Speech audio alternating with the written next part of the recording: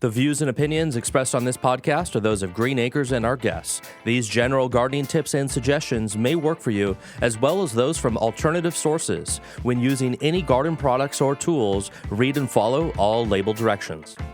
And learn how to make your yard summer strong at bewatersmart.info.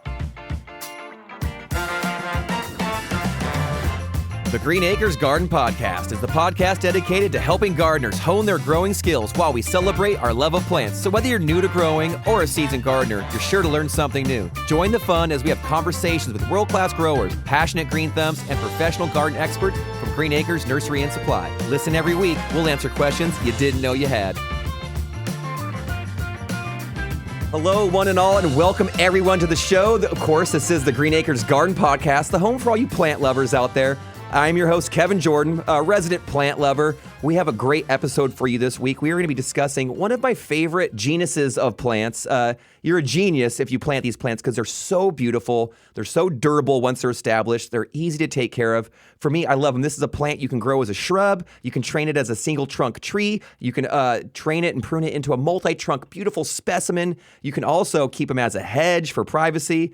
Even as small as a bonsai, you can have these plants. They do it all. The sun or the shade, they will bring you color and delight. And of course, I'm talking about none other than camellias, my friends. This is a beautiful plant, and we're going to get into it today. We've got a very special guest, but before I kind of open the lid on that, we got to say hi to the man on the ace of audio himself, Austin Blank, my good bud. How's it going there, Austin? Hey, Kevin, and welcome back to all of our listeners. It's the best time of the week. It is. Thank you so much for the warm intro.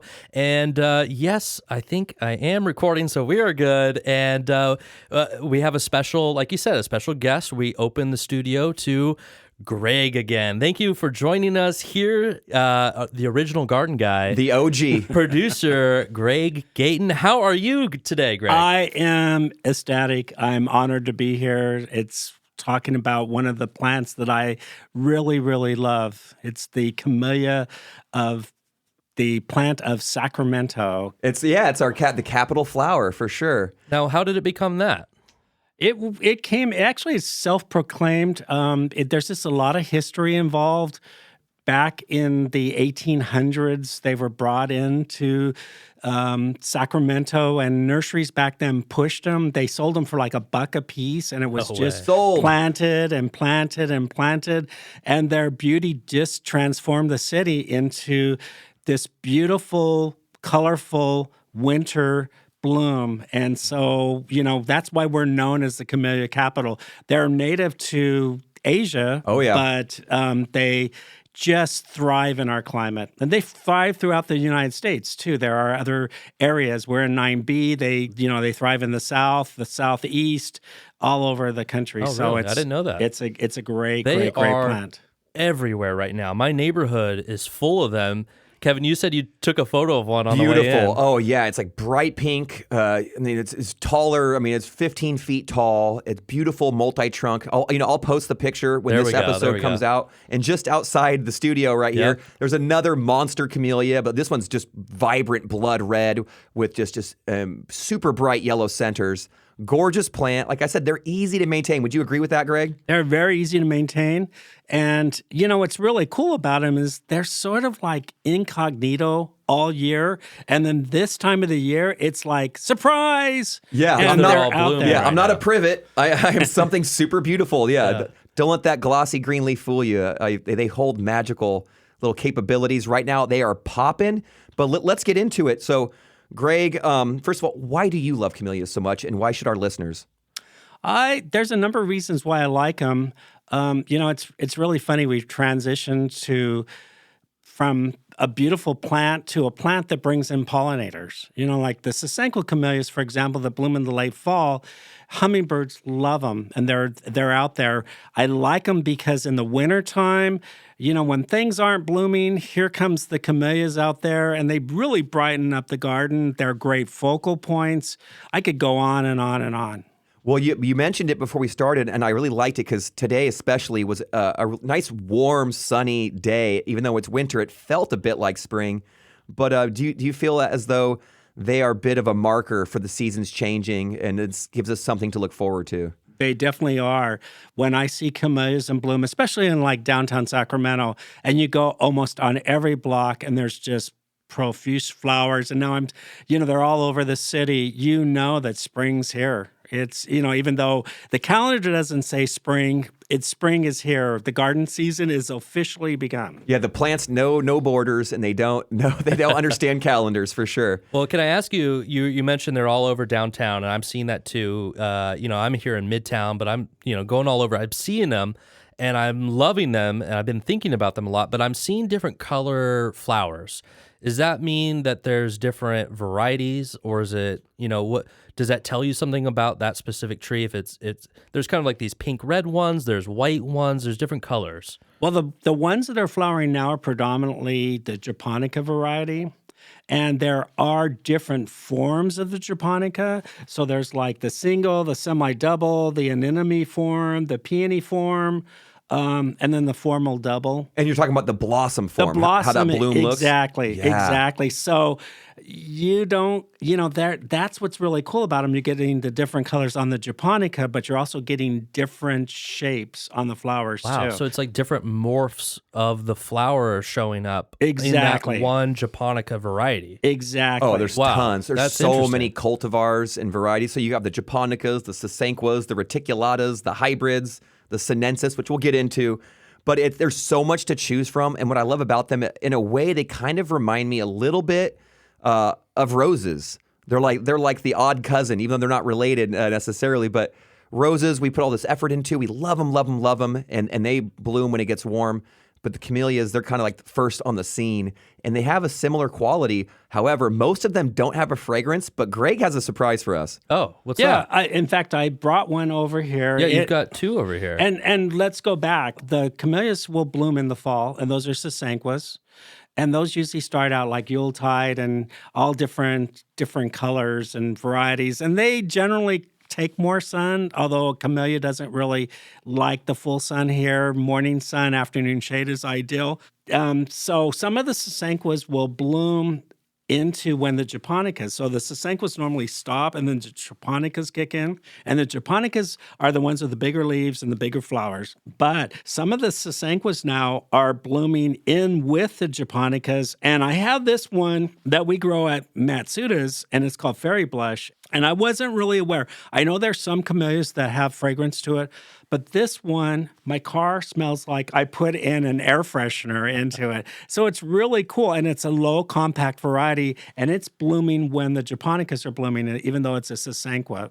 So I hope I made that clear about the varieties. Well, that's really cool.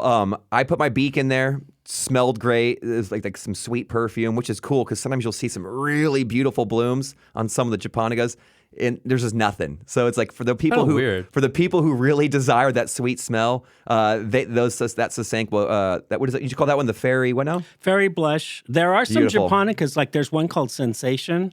That has some fragrance. There are some, and Julie Vieira, who's president of the Camellia Society, says there's a number of them. So it's fun to explore. It's like house plants. You find a variety of Hoya, and you want to keep on getting different varieties. And I noticed that's the same thing with camellias. They're becoming popular again. Yeah, I love it. It's like dog breeds. There's just so many, and there's new ones each and every year. Very cool. Let's start back at the beginning. You mentioned let's get to the best practices for growing camellias. We're in zone 9B, which means it's rough. It's hot, hot and heavy in our summer. It's so warm and sunny. It's good to know exactly the right spot to put these plants. You said morning sun, afternoon shade is best? Northern and eastern exposure, yes. And that's pretty much throughout the country as well. They don't like any hot afternoon sun. So that can really, on the japonicas, it can cause sunburn on the leaves. On the sasanquas, it can actually just cause the plant to die if it's too hot. Well, it makes me think that it's such a great way to have options in our garden. Sometimes we have people who are looking for, I have an area of my landscape. It's like shady, but I want something pretty there that's colorful and beautiful. And there's not too many options, but I would say camellia definitely would suit that option. You get camellias, your azaleas, your rhododendrons, your gardenias. They all kind of marry together in that area where you have just a little bit of dappled light or some morning sun, but the shade actually benefits them. And so if you have an area of your yard where it's too shady for roses or all those other flowering perennials, camellias are where it's at. They're perfect. And because they bloom at different times of the year, they're sort of I call them my gateway drug into other plants because they're the first things that are blooming now. And then, the roses are starting to kick in, the perennials will start kicking in, but the camellias are the first in line. They're out there going, hey, let's get spring going. And they're a decent enough plant that they some of them do get large enough to where you can use them to anchor a landscape and build, plant things around them. What's nice is most of them are small enough to live under the shade of a larger tree and of a higher canopy, but then they're tall enough to allow other plants, to live and thrive in and around underneath them. So they're just a cool plant. I've seen some amazing photos of landscapes where they're just layered in. So you see the upper canopy, you see the camellias, and then all the lower plants below, the ferns, the hostas, and beyond. And they really create this amazing depth to the landscape where it just looks a little lived in, a little wild, but just beautiful nonetheless. And this is the time of year where people are starting to go outside and enjoy their gardens. Oh, yeah. And what is better than to go out and see all these beautiful flowers in bloom and see the hummingbirds and all the pollinators? That's the first thing they see. And, remember, we're thinking pollinators need flowers year-round, and so camellias provide that. They provide flowers in the wintertime and actually early spring. So, that's just part of the attraction to them. They're amazing plants. Love it. All right, let's say I've got my spot. I've got an area of my location in my garden, morning sun, afternoon shade. What kind of soil do camellias prefer? They require really good draining soil, and they like it on the more acidic side. So, when you fertilize them, you want to fertilize them with a Azalea Camellia fertilizer. And you also want to make sure you use like a Azalea Camellia mix when you plant them so that it helps with the drainage. Most of us have clay soils here in Sacramento. Oh, yeah. So you want to amend the soil before you plant them. Does clay mean that it's not acidic? Does that tell you that? No, not necessarily, Okay. but clay soil tends to not drain as well. Oh, and they like a lot of drainage. They like good draining soil, and they're top feeders. So the top of the roots, they just like good draining soil, and you can fix that with like earthworm castings, peat moss, fir mulch. That really works to help amend the soil. Greg, you started doing this with your hands. People can't see Oh, that, but sorry. you said they're top feeders, and you're referring to the roots. The roots come up on the top, so you don't want to plant them too deep. You want to make sure that the top of the root ball is at least an inch higher than your surrounding soil. And you want them because there'll be some settling that might helps occur. with the drainage. And that helps with the drainage. And you also, mulching helps everything, especially with our hot summers. So you want to use mulch around them like earthworm castings that's really light, that's not going to cover those top roots. Every so often, I learned this from Hatsuko Matsuda a long, long time ago. She always said, rake the soil a little bit and get those roots stimulated a little bit. But there's always like roots on the top of the soil. Don't panic if you have an older camellia and you see roots right at the drip line or on top of the soil. They're just perfectly happy. Okay. And that's more than the crown that you're saying. Right. Further out. Sometimes it depends on the soil, but sometimes at least a foot or so out. Wow. You want to, so you don't want to plant anything directly around a camellia because you don't want to disturb those roots. But, there's a lot of complementary plants like azaleas, and there's some really cool grasses and all that really complement each other. So as long as you know the root boundaries, you're fine. Perfect. Well, and you mentioned the camellia mix. You're talking about the soil mix. The soil mix that's used when you're planting them. And then, using earthworm castings is great because it keeps the soil open and it's light and fluffy, and it actually helps the plant grow. So we're finding out that, I've been around forever, and we're finding out earthworm castings and camellias work really good together. They're so awesome. I love the earthworm castings. I've got 3 rock and earthworm or red wiggler worm compost bins at the school. I need to harvest and bring you some, guys, because I think your garden could use it, Austin. I need some. Maybe now. I'll get some for you as well. Yeah, please do. It's piling up, and it's thick, it's rich, and it's for me, it's the best way to really break up some of those hard soils. It's never going to burn your plants. And so I love adding that as an organic matter. It's one of those things that just always works for me. So we talked about having acidic soil. So I've looked it up. They're saying camellias kind of prefer about 6 6 to 6.5, give or take, that's pretty acidic. Yeah. From what I understand, that allows them to access certain nutrients at their optimal levels. So if it's too high, too low, then they're not getting all the nutrients that they require. So they've evolved and adapted to thrive in that acidic soil. So if that's what they want, that's what we're going to give them. So be sure to do that. It's not just a talking point, get It's that soil. vital. Yes, it helps them out. I would never think that would impact the way they absorb nutrients. That's interesting. Yeah. Like we talk about it with blueberries, same thing, that they want rich, well-drained soil, and they also need it to be low pH. So we don't really have much of a problem here in the greater Sacramento area, but we still recommend using Azalea Camellia food because that helps lower the pH. You can test your pH by going into the nursery and buying the really easy to use soil test kits. But some parts of the country have more alkaline soils, so you can amend the soil with like peat moss. You can drop your pH just by following, there's cottonseed meal, there's sulfur, and using the Azalea Camellia mix. There's no reason why you can't plant a camellia. When you are amending the soil to change its pH, Greg, is that something you have to always do, or will it kind of stabilize at a certain point? Well, that's why you want to continue using the Azalea Camellia fertilizer, because I find that keeps the soil pH. Maintains it. Maintains it, yes. Got it. Okay, cool. Well, what's nice too is in nature, naturally, when you have organisms, plants, organic material breaking down, that releases acid into the soil as well. So just having, continually adding your organic matter, having that mulch break down, leaf mold, all of that contributes to the soil fertility and balancing people, out. Sorry to interrupt, go ahead. but people shouldn't be too concerned. Your camellia will tell you if it's not happy. It'll have drooping leaves, or the leaves will turn yellow. They'll have pronounced green veins to it. Yeah, so if they're not happy, they'll speak to you. Exactly. So, that's just the basics as a city. Listen to your plants. Yes, and thankfully, I don't. The camellias that I'm always looking at, they always seem to be doing pretty well. We had one on our front doorstep, and I don't think we ever did anything to actually nurture it, and it would not stop blooming each and every year. So looking back now, I'm like, man, I wonder if I actually had taken care of it, probably would have been even better. But it just rocked, and it was well established. Had been there for years. Like I said, we neglected it, and it was still a beautiful, beautiful plant.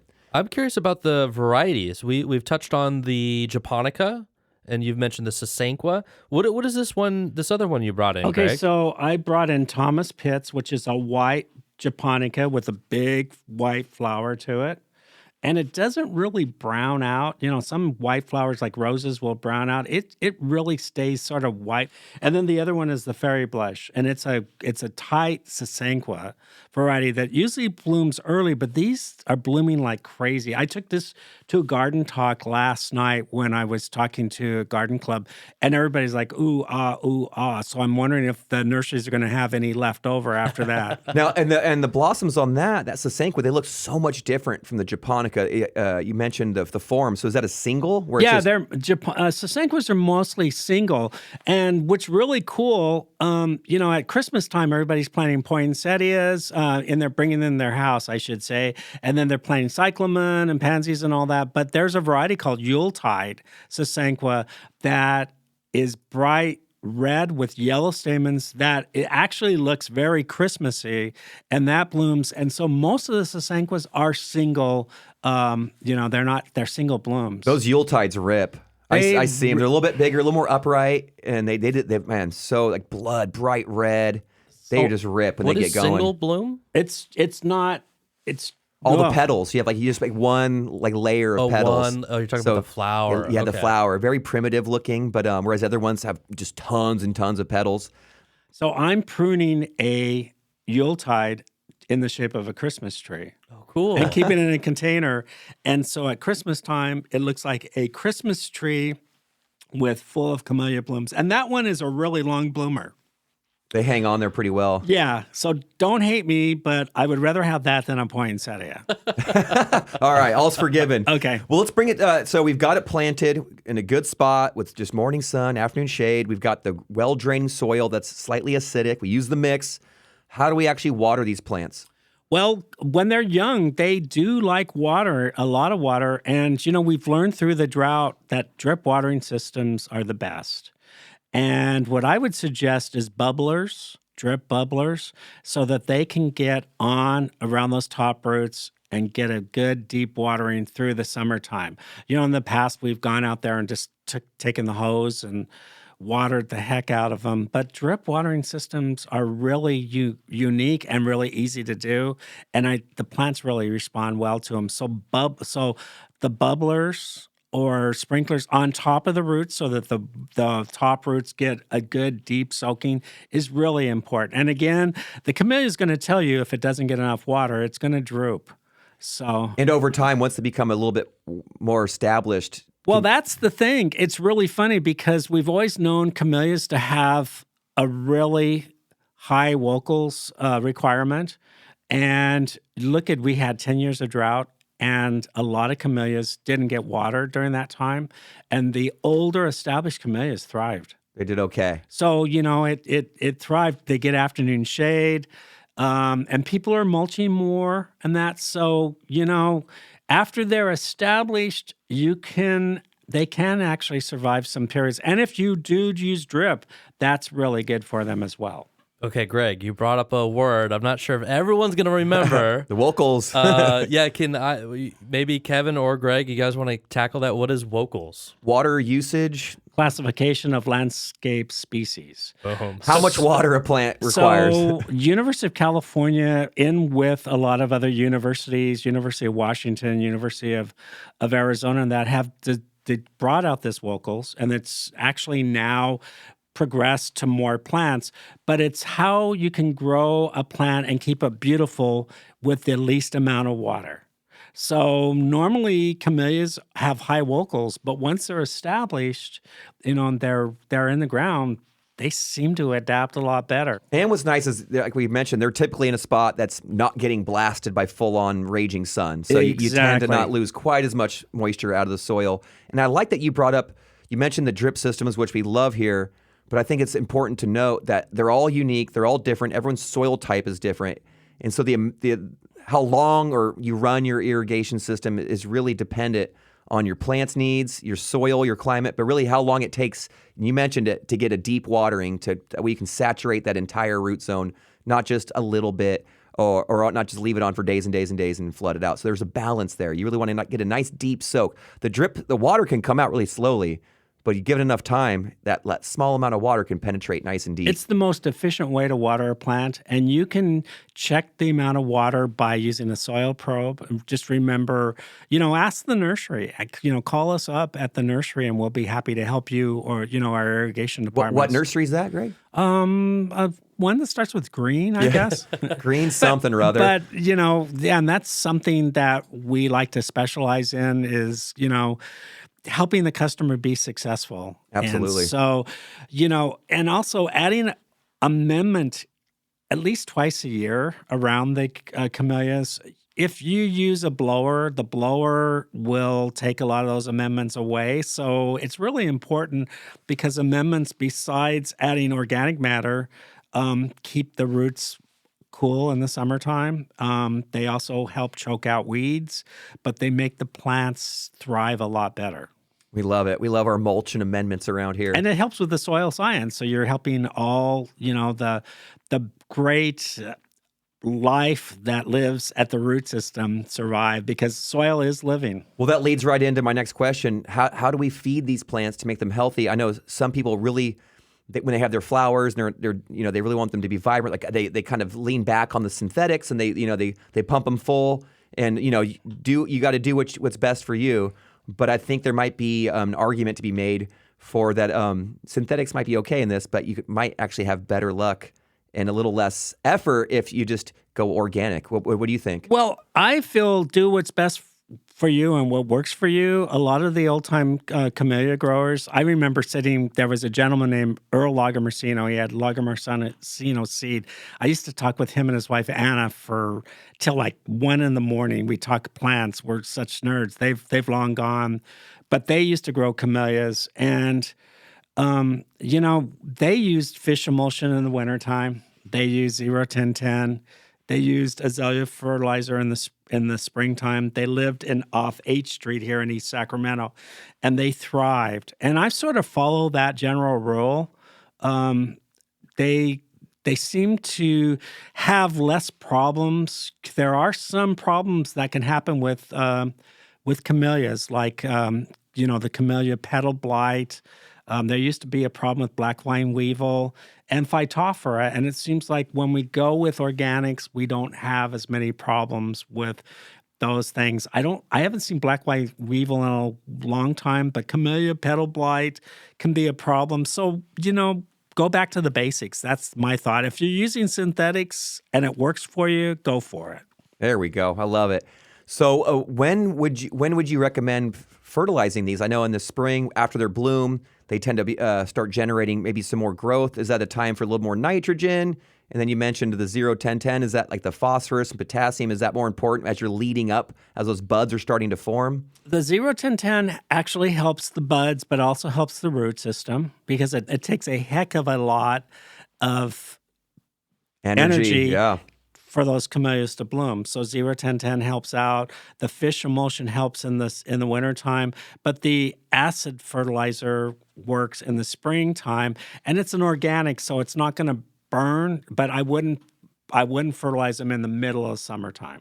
Yeah, yes, wise. But it's not just forcing out all this tender new growth. The plants sort of take a siesta at that time, so you really don't need to fertilize them when it's really hot out there. I like that. For how much color they provide, might be one of the most lowest maintenance plants for what you get. And what I really like about them is in the past, I started in the 70s and everybody was planting them. And then all of a sudden everybody goes, oh, well, that's my grandma's plant. And now I'm seeing the youngins come out and get excited about it. The people who are buying house plants are putting in camellias. I've seen camellias bonsai. One of the first things I did when I started back when I was in the teens working at the nursery was we espaliate them.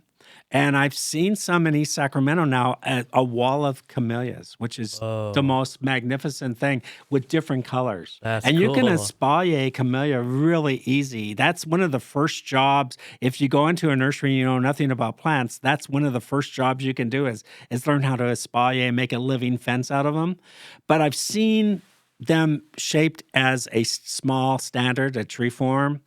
Now some of these compact sasanquas are perfect as a thriller in a pot.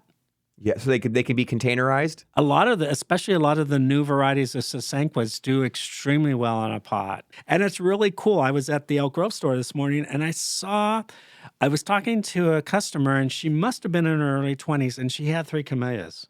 And she lives in an apartment, but she's actually putting them on her patio. And, nice. It's really cool because camellias are coming back. There we go. It's very versatile. I love that. That is so exciting to hear that young people are getting into it. And I'm thinking maybe this is a good moment to shout out the local Camellia Society. Oh. If anyone does want to get, involved with other people that love these plants and even compete with them. There's a lot going on with this. Greg, can you, share that? And we really need to shout out to the president, Julie Vieira. I have never seen anybody work so hard as she does. She runs the Camellia Show. She's the president. And the Camellia Show is like one of those ooh-ah moments. All these people submit their different flowers. There's like one flower, I believe it's called Buddha. The flower is as big as a plate. Oof. And it's really cool. And, that you'll see those at that Camellia Show. And you'll see little tiny ones the size of a button all the way up to a reticulata. And you go through there and it's really cool because some of them don't look real. They're just really neat. And, there's been so many people like Julie and the Sacramento Camellia Society that celebrated their 100-year anniversary last year. This is their 101st, but there's so many cool growers in the past.